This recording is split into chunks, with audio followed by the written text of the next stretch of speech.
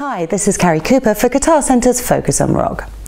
Now, you may remember Dave Grohl's outburst a couple of years ago where he slated and blamed talent shows such as American Idol for a lack of genuine talent emerging from the rock world.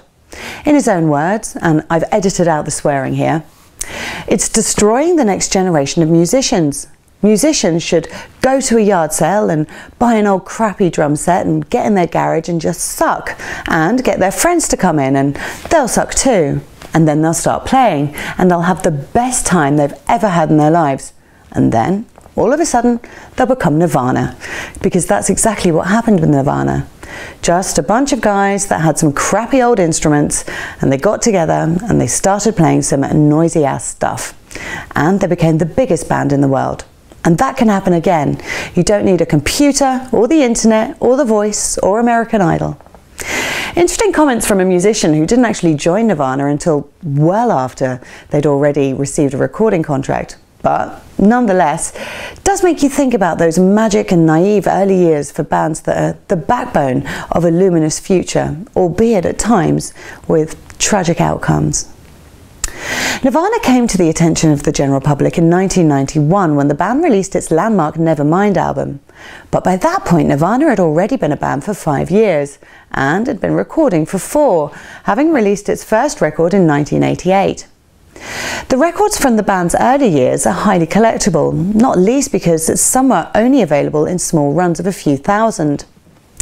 It all started in December '87 with Krist and Burckhard on drums forming the original lineup of Nirvana in Aberdeen, Washington. They then recorded a 10-song demo with the godfather of grunge, legendary Seattle producer Jack Endino. The co-head of the indie label, Sub Pop, Jonathan Poneman, hears the tape and offers to put out a Nirvana single. The band accepts, and in '88, perhaps in triumph, Kurt smashes his first guitar. Since the band's debut, Nirvana has sold over 25 million records in the United States alone and over 75 million records worldwide, making them one of the best-selling bands of all time. During their heyday, journalists and fans alike would try to label or pigeonhole the group's sound without much success. What Nirvana was a band who searched for fresh influences, growth in sound, and strived for ultimate sonic growth, which can be heard in a definite and steady progression between their only 3 studio recordings: Bleach '89, Nevermind '91, and Utero '93. But perhaps it was the posthumous album, MTV Unplugged in New York, that was the best indication we have of the band's unrealized potential. And despite Cobain never being a physically or emotionally well man, was responsible for some of, if not the most solarplexus churning grunge rock of all time.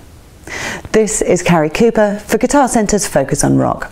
You can shop for the greatest selection of music gear on earth in store or at guitarcentre.com.